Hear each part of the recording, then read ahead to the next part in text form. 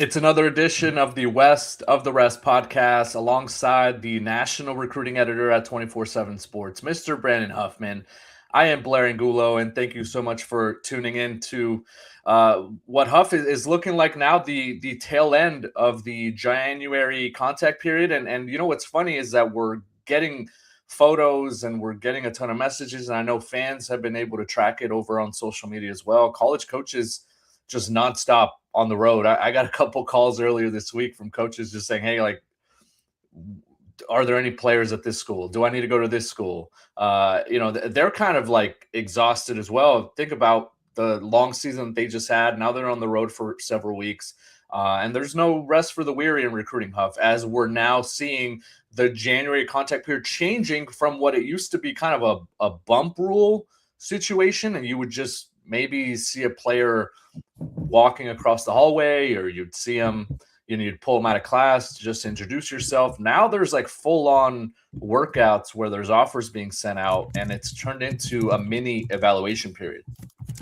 The craziest thing about it too is that, like, you're seeing head coaches on the road, you're seeing them at schools, you're seeing all the in-homes. I mean, this entire 2.5 week period has been so crazy when you consider that for so many of these coaches, they got right off of the portal, trying to retain their own roster, trying to go recruit the portal. And then in the middle of it, that 1 week we were in Hawaii, you had coaches that the portal hadn't quite closed. They were still doing visits. They're going all over the country because now they don't get to go on the road. Head coaches won't get to go on the road again until what? June, when they go to some camps. So this is big for head coaches. When you think about 34, I think there were 34 FBS head coaching changes this year, a little less than a third of, or a quarter of the amount of FBS programs. Those head coaches have to learn their program, learn their backyard, get on the road, go visit schools, do all of that. But then so do the head coaches that have been there for a long time. So it's, been crazy to see how much they're bouncing. And yet the amount of offers that have gone out in the last couple of weeks, the amount of real estate that these coaches have covered, head coaches, assistant coaches, you name it, this has been the craziest January that I think we've seen in a while. And that's partly because the portal opened on the 2nd. But, it's pretty incredible that these coaches have been able to balance all of that, all while still finding time, like Dabo Swinney, to go absolutely nuclear on other coaching staffs. I mean, there is no better theater in all of sports than college football coaches and their beef and shade that they throw at each other. It's like it's a time unlike any other right now. And I think what we're seeing is a lot of coaches, rather than maybe fall behind, because that's a huge risk, right? If you don't check in with a certain player, or you don't make it clear that you're targeting someone, the last thing you want to do is fall behind, because the window is so short now, Huff. Now, you've only got until February. That's a dead period. And then official visits begin mid-spring, and then it's commitment season, right? So I think what used to be the stretch run heading into signing day, which was, those months of December and all of January, it has really turned into kind of like that March, April, early May period. And the only way to get there is to set the table with a very productive January. And, I thought it was really interesting to see some of these players, welcome in 6-7 coaches a day, or, get a feel for, okay, who's going to really prioritize me and schedule me for an official visit and all that. So if you're sleeping on recruiting in January, don't do that. That's what I'm saying now, because this isn't the slow period anymore, and it's not the sleepy period. It is when things are getting done. And, I think the other thing that we should touch on, there's early commitments. So we'll touch on a couple that already happened. There's one that's about to take place later this week. Zarek Sidney, 4-star wide receiver from the state of Arizona, who will be announcing live on the CBS Sports College Football YouTube channel.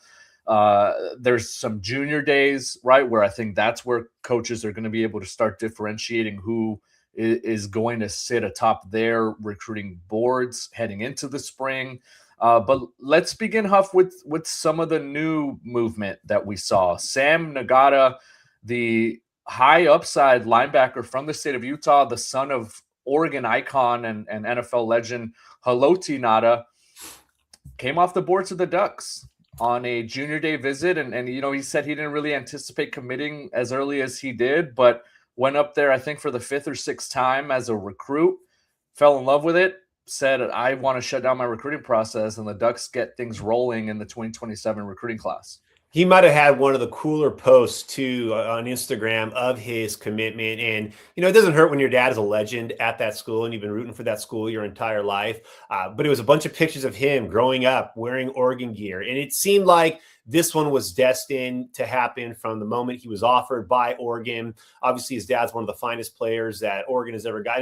Fun fact, if you go back, he at one point may have been the highest rated recruit in the history of Oregon football to ever commit and sign with the Ducks back when he was recruited, I think, in the 2002 class. They didn't get there before Mario Cristobal and Dan Lanning and, the new age of what Oregon recruiting has become, where they can dip into the South and go out to Georgia, Florida, Texas, and reel in some of these players that are top 4, top 5 in the country, those 5 stars. Haloti Ngata was the pinnacle of what Oregon recruiting had been. I think if you go onto the Oregon 24/7 page, he's listed there in the commitments. Let me go pull that up just for at the bottom, the all-time at the bottom list. He is right now. He is the number 4 highest rated player ever, but every subsequent player in that, with the exception of, let's see, in the top 5, Jonathan Stewart was 3 years later, but he was in the class of 2002. Now, to give it to historical context, folks, 2002, when he signed, that was fresh off of Oregon getting gypped out of a chance to play for a national championship that year because Nebraska backed into it and then got railroaded by Miami. But Oregon, Mike Bellotti, Joey Harrington was a Heisman candidate that year. He had the big poster, the big billboard in Times Square. So Haloti Ngata, and keep in mind, that was right after USC had just hired Pete Carroll. And the next 2 years, Pete Carroll would get who Pete Carroll wanted, but Oregon went into Utah to get him. So this one seemed preordained for 20 plus years. And the pictures showing him, as a kid, it was pretty exciting. And, what we've heard from Sam and even Haloti, when we saw him at the Polynesian Bowl Combine last year, is he's got a couple more just like him that are younger. So this could be the continuing of a trend, but a great pull for Oregon to get this class really going, with the legacy as well in Sam Ngata. And obviously, to get a player of his caliber where you're looking at the upside there, the guy that we saw at the Poly Combine, I think he only had one offer at the time. I think maybe it was Utah, which, no surprise, a Lewis Powell offer early on in his career. Then we saw him at the Under Armour camp a couple weeks later. And this is a kid that I think his best football is going to be played at the next level. Pretty good little linebacker crew that Olympus High School had last year, huh? Yeah, what you're saying is, with all these Ngatas coming down the pipe, that Oregon is getting their ducks in a row. Is that what you're alluding to? We did see him in Vegas last March, Polynesian Bowl Combine and Showcase, out on the campus of Bishop Gorman, and it was you, me, Greg Biggins. We were all looking at kind of the players on the field, and remember, this is non-pads. It's t-shirts and shorts, so there's a lot of, in a way, kind of it's a tough battle for those linebackers because you're never going to be able to catch up with the smaller, wiggly running backs that are running routes, but showed a lot of promise, a lot of upside, and we all kind of looked at each other like, man, that's Haloti's son that is making some of these plays. And remember, he took a shot to the face. I don't know if it was a bloody nose or some sort of cut that he had on like a deep route where I think he just took a hit and comes back and it just wants to keep competing. So it was kind of some of that Utah toughness that we're accustomed to. And on the flip side of it, it was cool to see Haloti on the sideline, arms against the chain link fence, just kind of looking at the action. And we've been at some of these events, Huff. Like, there are some dads that maybe are a little bit too hands-on or they're hovering, right? Or they're touting, who their son is. Haloti, by all indications, has all the right to be able to do that too, right? Like when a Haloti Ngata will speak, you probably should listen, especially with what he accomplished at the NFL level. But very quiet, never really kind of said, hey, like this is my kid. He's going to be, this, and this. So I think that is another factor to kind of see here is that, yeah, sure, he could have probably waited out and gotten all these offers from the SEC, Big Ten schools, all that. But for him to kick things off for Oregon and be one of those first commitments in this 27 cycle speaks volumes, not only kind of with him trying to be a pillar for this group, but new defensive coordinator, there's going to be kind of a new situation there. And for him, it's more about the program and the school as opposed to everything else and waiting things out and seeing what, rev share deal I can get and all that. This is as like wholesome and as throwback of a commitment as I can recall in recent memory, because it does tug to kind of the heartstrings about, I want to go to this school because of the school. 100%. And if you remember, we don't see that as much. We don't. And to speak to the humility of Haloti, who, comes in with his shirt, like he looks like he could go still take 50 snaps in a game. Well, then you had Manti Te'o down the field coaching the linebackers. And I'm like, okay, yes. So when's the pickup game? Yeah, exactly. EA Gaoteote was there as well. I mean, you look at these guys. And the other linebacker coach, Henry To'oTo'o. Who was with the Houston Texans and one of the best players in that AFC division. If you remember too, when Haloti came in, he actually introduced his nephew first, because his nephew's name was Haloti, and he made it very clear. Oh, this is my nephew Haloti. We were because we saw the name Haloti Ngata. We're like, oh my gosh.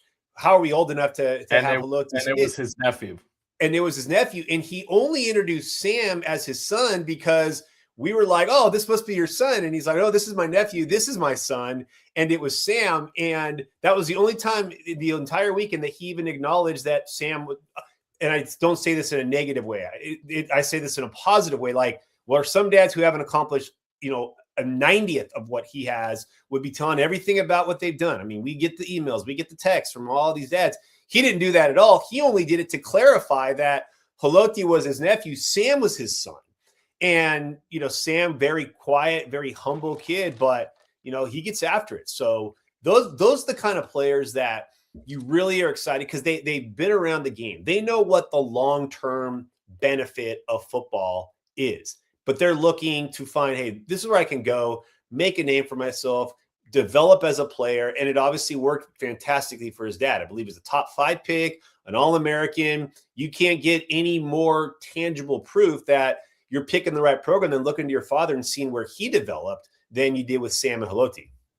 Several other players that made it up to Oregon for kind of a mini junior day, I would call it. Up in Eugene, Blake Wong, big time wide receiver, over 1,000 receiving yards out of Norco, was up there. Loved the trip. I had some thoughts on him in the latest edition of the Southern California Recruiting Buzz, which you can read over at 24/7 Sports. The big lineman from the Central Valley, Avery Michael was up there. That's another a school that recently joined the picture for him, and he's been seeing his recruitment blow up. And you watch him and you see him. I don't know if there's an ounce of like bad body on that kid in terms of just his physical traits, his upside, his potential. And the Ducks are now firmly in the battle for him as well. Kid that we actually saw for the first time in person last year at the Under Armour camp in Southern California, had the length, a little bit on the slider side at that point, but, had the real kind of natural flexibility, real natural knee bend. And it's no surprise that as his junior film got out, you're starting to see his recruitment explode, where he's got now all 4 of the Big Ten offers from the West Coast. He's gotten some national Big Ten offers as well, and looks to be probably one of the most heavily recruited players in Central California in this class. And this might be a first on the West of the Rest podcast, Huff. I'm going to get over to Charles Davis's recruiting profile, and I will drag and scroll down to this drop-down menu, and I'll let me just put in a crystal ball prediction for the Oregon Ducks for Charles Davis, tight end out of Westlake High School. There it is. So I haven't written a story about it. Probably should, but I wanted to give the podcast listeners and our live viewers over on X and on YouTube maybe a different dimension of our coverage. So I like the Ducks right now for Charles Davis, big time pass catcher. He actually messaged me and said, "Hey, can you change me from receiver to tight end?" And that's going to be his future position. I mean, looks every bit of 6'4", 6'5", 220. When you think about what they've done at the tight end spot at Oregon with Kenyon Sadiq in this last cycle, is it Jabari Johnson is going to be a big time playmaker for them this next year.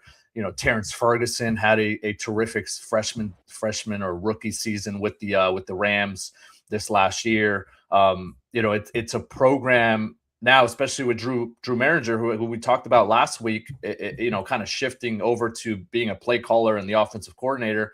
You know that he's going to involve the tight end in the future as well. So he made it up there this past weekend. Loved everything about it. According to people I've spoken to, Oregon is in the driver's seat, and they should feel really good about where they sit with Charles Davis. So give me the Ducks at this stage of the process. Crystal ball prediction in for the Ducks to land him. I don't know if it's soon, but you know, I think that's trending that way right now. It is real-time type of stuff that you get here on the West of the West. We will break news. I think we had a commitment go on during the show last week, and now we got a crystal ball. It is a first. It is a season of firsts in the first month of the year. The other commitment, Huff, Giovanni Hodge. First one for Cal, I think, in 2027.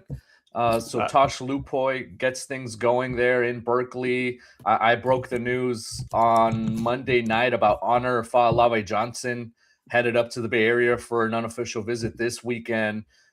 Tosh was actually down in San Diego on Monday to meet with him, nation's top-ranked safety, the two-way talent, elite playmaker at safety, nickel, corner. He could play running back as well. And there's a lot of really good insight over at our Cal Bears 24/7 site as well about why Berkeley could be a sneaky destination for him. But with Giovanni Hodge in particular, what stood out to you, Huff, about that commitment and what the Golden Bears are getting at this stage? Well, there's a couple things that stood out. First, I mean, Cal offered him a year and a half ago, and I think they offered him going into his sophomore season.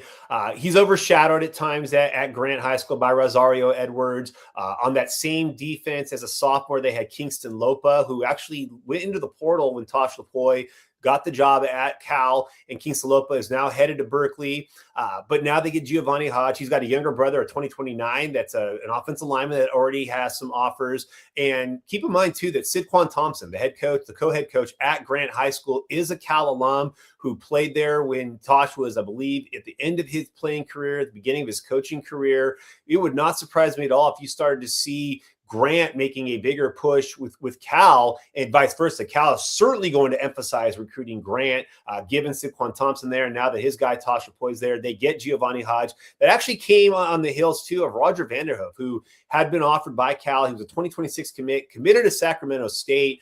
Instead of taking an official visit to Cal, ended up not signing with the Hornets. When Brendan Marion left, he opened it up, and now he's going to Cal. And if you look at what Grant's got coming down the pike the next couple of years with Hodge this year, with Julian Bruno in the 2028 class, with the younger Hodge in 2029, and more importantly, you got a chance to talk to kind of one of the more difficult players to get in touch with, Rosario Edwards, recently at the Hellstar 7-on-7, and he gave you some insight as well. And Cal's certainly going to be a factor with him. Yeah, he's a player that I think has some national looks. He mentioned Miami. He mentioned Ole Miss. He mentioned USC and Oregon. But when you think about some of the marquee playmakers up in Northern California, he certainly fits that bill. And I think with what Tosh is going to aim to do there, he would theoretically be one of those top playmakers that they hope stays closer to home. So certainly, a good way to kick things off for the Bears. And I know that's a program that everyone is going to be really keying in on and monitoring as we approach the spring and see kind of what they're cooking up there, because it has the potential to be a sneaky power out west when you mix in not only obviously the academics, but location is a big part of what Cal can sell. There's a renewed investment, I think, in the program with the general manager structure, and now Taj being as a renowned a recruiter as there can be at the head coaching position. And a lot of flashes on the field as well. One of the more entertaining teams in the ACC with a franchise quarterback. I mean, there's a lot to like about what Cal can do. And let's not forget, like, the evaluations have been pretty good from their personnel department as well. When you think about Luke Ferrelli and the drama that he's stirred up, that was a Cal evaluation. Fernando Mendoza, winning the Heisman and the national championship and doing what he did at Indiana. Yeah, that was a Cal evaluation as well, right, out of high school. So Cal, I think if we're buying stock in a program, I think, I want to load up on some shares, Huff. Yeah. And I think, just to further your point too, obviously retaining Jaron Kealve-Sanga-Politelli shows that the resources are going to be there to get him to go there in the first place, even though he ultimately flipped to Oregon on signing day, transferring back there. Cal will have the resources to be competitive. And, the ACC is wide open. I was listening to a podcast today that said, hey, don't be surprised if Cal, becomes a trendy pick to potentially get into the playoff in 2026, with a elite quarterback, with a future day one quarterback, and adding some key parts. They got a couple of players out of the portal this year that should be significant upgrades in that offense. But obviously it's a first year head coach. Well, again, Curt Cignetti has just shown that, we don't need to be patient for first year head coaches. Now, granted, he had been a head coach before, but you can get healthy very quickly. And it's all going to come down to what Jordan Somerville is able to do as the offensive coordinator there. Michael Hutchings, former California Player of the Year, USC Rose Bowl hero for a key stop that he has, now the defensive coordinator. So the pieces are in place there with Cal. But I think the bigger thing is showing Cal fans have been so hungry for recruiting dominance in Northern California. And they had a little brief blip there. I would say the class right after the COVID, during the COVID class, they did a really good job in the Bay Area, but they had not had the sustained success in Northern California since Tosh Lupoi was back there as an assistant under Jeff Tedford. And now he's made no bones about it that he's an East Bay native himself. He wants to lock up Northern California, but given Tosh's ability to recruit nationally, his ability to recruit California, they're not just going to settle and focus only on California. We saw it in the class in Hawaii in 2026. We're already starting to see it with some of the players that they've offered in 2027. Keep in mind, with a guy like Nick Rolovich on that staff, his ties to the island of Hawaii, Tosh's ties nationally. I think, Giovanni Hodge is going to be the start of something really good there for Cal in this recruiting class. They've got Talon Scott, who's headed up this weekend, a top tight end in the state of Arizona. So it's not just going to be isolated to Northern California, but I guarantee you Cal wants to make a dent in their backyard. And I think they started it off really well with Giovanni Hodge's commitment. Yeah, so a couple commitments down the pipe. Obviously, there's going to be a lot more to track here in the coming weeks, including one coming up later this week, Huff, Thursday, around 9:30 Mountain Time, 8:30 Pacific. You've got four-star wide receiver Zarek Sidney coming off the board. He is down to 3 finalists. It's ASU, Oklahoma, and Washington. You can watch that reveal live over on the CBS Sports College Football YouTube channel.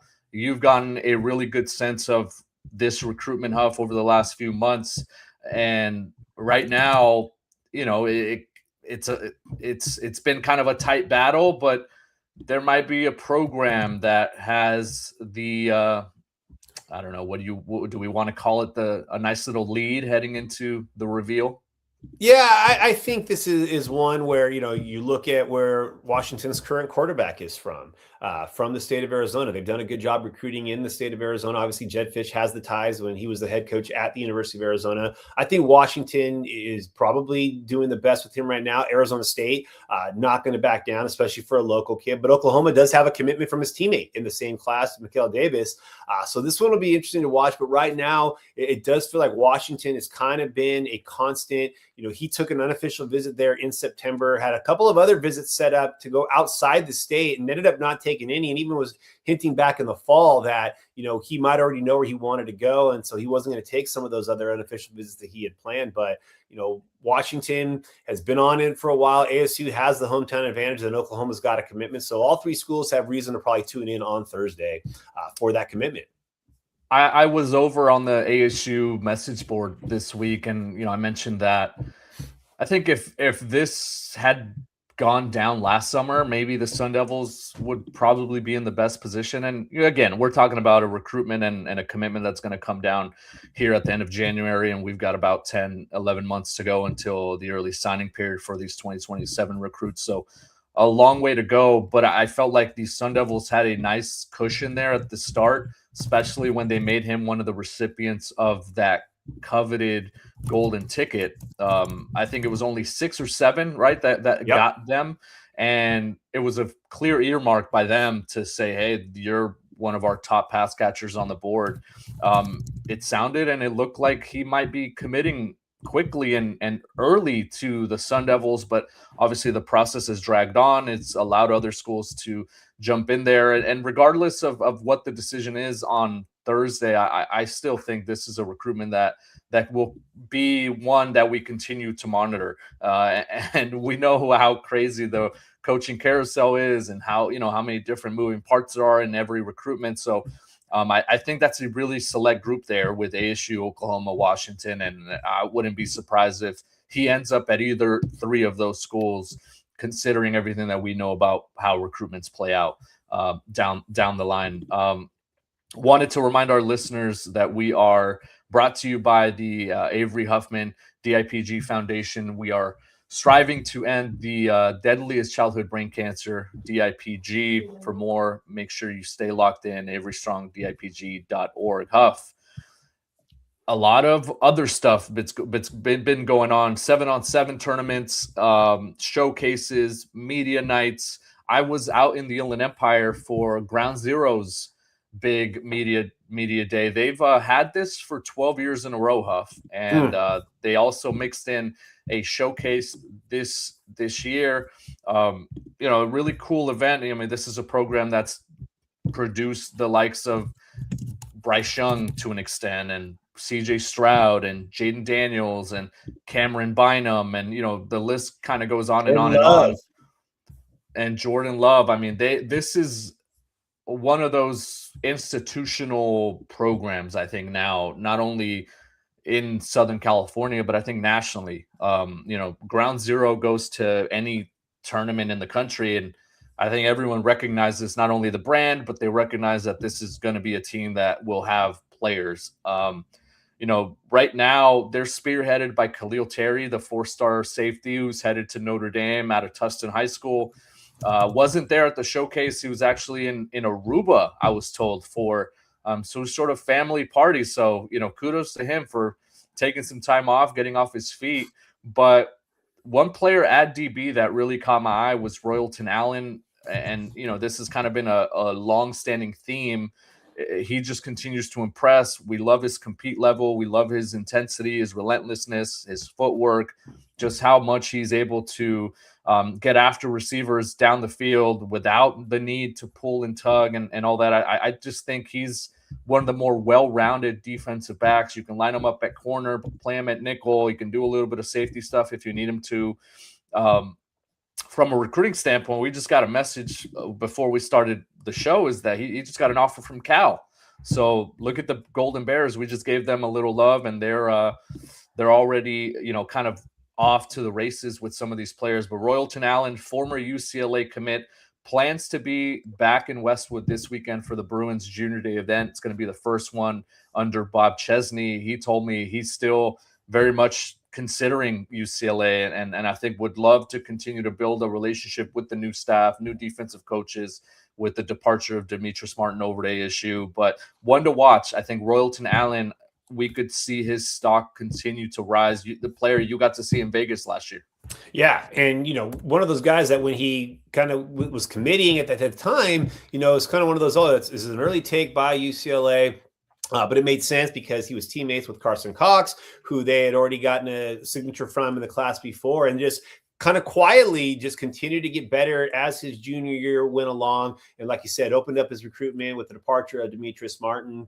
And so it'll be interesting to see, kind of where his recruitment goes. Obviously, Oak Hills has done a really good job of getting players out these last couple of years. Not the easiest place to get to, but, our guy Nick Monica over there and that staff always does a good job of getting eyes on those players. So I think as Royalton Allen, has this offseason, you're going to just see even more opportunity for him. And I think that that's what's, kind of great about when guys make a commitment early. A lot of times it's out of sight, out of mind. And when they open things up a little bit more, people start to become aware, hey, man, this guy's actually pretty good. And then their recruitment hits that second kind of exclamation point. And then you kind of wonder, like, hey, why does this guy commit so early? And that's part of the pressure of the game now. Guys are being pushed to commit early.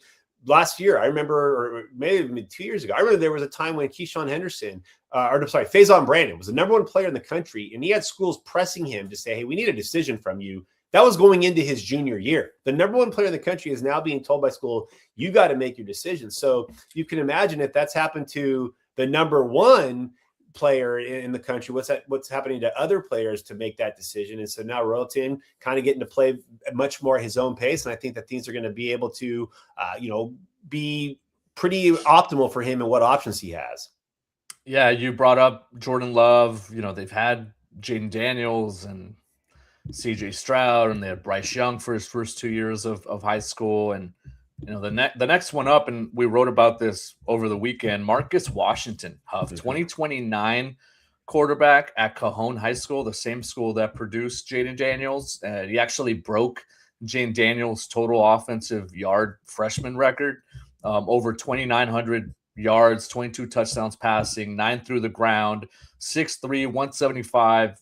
A lot of routes on air on Saturday at the workout, but man, the kid can get the ball downfield. Love his mobility, love his frame. He's about 6'3", 175, has gotten some new offers from places like Arizona, ASU, North Carolina, Syracuse. I think he's going to be a national recruit. I don't know if you've seen Marcus Washington, but I'm excited for you to watch him because he has the makings of kind of that next big quarterback recruit in Southern California. And if only there was a history at that high school of producing good quarterbacks. Yeah, no, like I said, with what Jaden Daniels did and what he's going to be able to do, I think at Cajon with that offense being tailored to him, and then obviously what he can do with Ground Zero in the offseason circuit. I think the sky's the limit for him. I think he's going to be really, really special to track and to monitor. Huff, Junior Day events coming up. You've got Oregon will host more recruits. You've got USC with the Trojan Olympics. And last year, Huff, at the Trojan Olympics, they had like steak cooking or steak grilling competitions and certain games and certain bonding experiments for recruits. So I'm interested to see what they kind of do to get the attention of some of these teenagers. UCLA with their big Junior Day weekend coming up, which is going to be, I think, centered around Bob Chesney's first public appearance in front of the fans at the UCLA basketball game inside Pauley Pavilion as they host Indiana. Several other programs nationally starting to figure out, like, okay, this is a select group of guys that we need to bring in this weekend before the dead period. What are you keeping tabs on? What are some of the things that you're going to be monitoring? Yeah, I think one of the interesting ones to keep an eye on is Arizona State this weekend. Again, this is a program that you mentioned last year. There was a kind of the groove that they were in with some of the in-state recruits. They're going to have a good number of 2027 in-state recruits on campus on Saturday for their event. They've also got some key guys coming from out of state. Jackson Roper, who's the number one player in the state of Colorado. He will be in town for a visit on Saturday. Coming from Southern California, you got Tyson Johnson coming out, the receiver out of Korean Lutheran from Irvine. And then you've got Isaiah Phelps, who's from God's Country, the 805 Pacifica High School in Oxnard, where Caleb McCullough, the former Sun Devil linebacker, was once prepped at.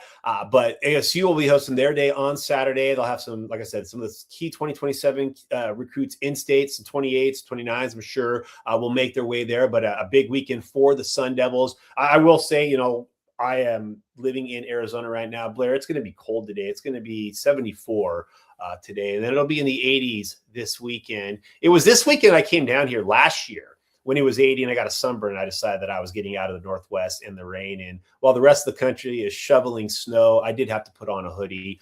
So a nice little Chamber of Commerce weekend for ASU, but UCLA doing a junior day, something they haven't done in a long time, or like a real one. As you mentioned, with Bob Chesney making his first public appearance at Pauley Pavilion. Probably just coincidental that it's against Indiana in basketball, who hired a JMU coach of their own in football, and it worked out okay for them. Oregon, like you mentioned, they'll have some key guys. Two of those are Zion White, who is now at IMG Academy, originally from Hawaii, played at Punahou High School before making the move to IMG. He's making the trip back to the West Coast to visit Oregon. And then Toa Satele, who is the number one player in the state of Hawaii in 2027 class, was a teammate of Zion White at Punahou. He is headed to Eugene this weekend as well, now at Mililani High School. So the Ducks have some key guys coming in this weekend. And then you mentioned USC with their big junior, or the Trojan Olympics. Obviously, it's going to be a big weekend coming off what was the best class in the country in 2026. Now the Trojans will try to match it with 2027, and they will have a number of key recruits, both locally and nationally, coming around. ASU, go back to them too. They've got some national recruits coming in. There's a 7-on-7 tournament in the Phoenix area this weekend, so they got some national guys coming in, but they're kind of focusing on those West Coast guys this weekend. And then we get into February, Blair, and it's pretty dead. So this weekend for each of those schools, it's kind of their last chance to really put their best foot forward before everybody tries to catch their breath in the month of February. Quentin Hale, the top-rated pass catcher out on the West Coast, will be at USC, and we continue to hear the Trojans are in a terrific spot there, heading into kind of the pivotal stretch of his recruitment. Jalen Hill, who we talked about on this show last week, and how Indiana was actually trending for him, he will be making it out to the Trojan Olympics after a 7-on-7 in Indianapolis was canceled. And so Hellstar will be staying in SoCal, and that'll give USC another shot with Jalen Hill to kind of make up some ground there. It does seem like the Hoosiers have some nice momentum, but the Trojans are certainly there for him. Duve Williams, Marcus Fakatou, Danny Lang, all will be there. Lucas Roa, big-time offensive lineman from Orange Lutheran, plans to be there. Josiah Poyer, the linebacker from St. John Bosco, who has really seen his stock rise during this January contact window, will also be at USC. You got Miles Baker and Kasai Curry after their trip to LSU this past weekend. They'll be up at Oregon to check out the Ducks. And remember, their teammate Richard Wesley infamously jumped into a pool last offseason to announce his commitment to the Ducks. So, keep the Sierra Canyon guys away from the water. I think that would be my recommendation. And then UCLA, I think, what's interesting, and we wrote about this over on the message board, Huff, like they have some offers out to some young players, including 2029 quarterback Thaddeus Bro, who from Hamilton High School in LA.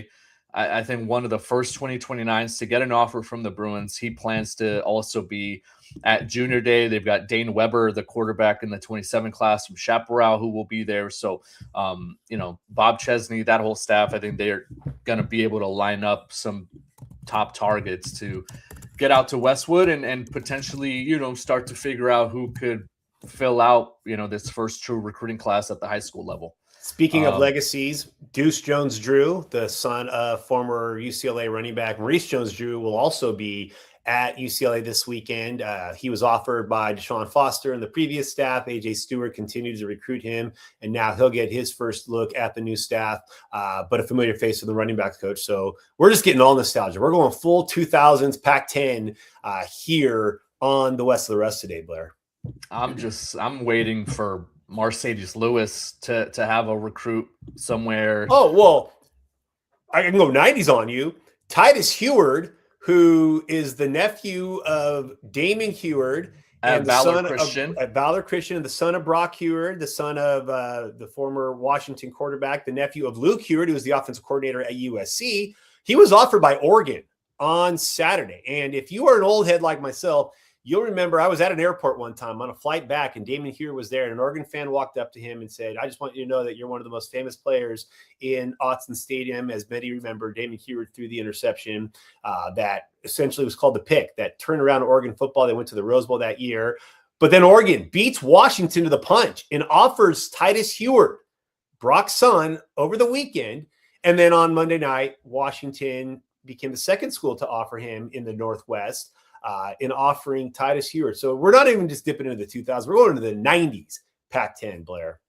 Yeah, so we kicked it off with a little Haloti Ngata talk, and we wrap it up with a little Brock Huard talk. So, it's you never shy away from nostalgia here on this podcast. Huff, anything else before we go? Do you have a Super Bowl pick? What do we got? New England Patriots. Sorry. I was having this You want the New England Patriots to win. Yes. Me, I'm not a big fan of the old Seattle professional sports teams. I was having a chat the other day with a friend of mine who is the University of Washington graduate and a Seahawks fan. And he's like, oh, I just hope we finally get past the Super Bowl. And I'm like, oh, I'm so sorry. In the last 25 months, you've seen your favorite college team play for a national championship and your favorite NFL team go to the Super Bowl. In the last 25 years, I've seen the Browns win one playoff game and not even have a team for 2 years. So, but it's good to see those plucky New England Patriots, those underdogs, finally getting a chance to, I think, what was the tweet I saw? Like, second graders in the New England area will finally get to see the New England Patriots in a Super Bowl for the first time. I mean, it just must have been a horrific last 6 years. It must have been a devastating time in the Northeast. I'll tell you, my Super Bowl pick, Blair, is a michelada at Love Lady Brewing. Okay. While you watch Bad Bunny do his thing in a halftime show. Yes, that no better beverage to consume while you tap your feet to some Bad Bunny, who was fantastic, if I might add, and Happy Gilmore too. Oh, absolutely. No, I mean, he's good. He's good. I know he got a lot of heat, but he's gonna bring it in 2 weeks. I'm excited to see kind of what he does. So for Brandon Huffman, who's a big Bad Bunny fan, I am Larry Gullo. Thank you so much for tuning in to this edition of the West of the Rest.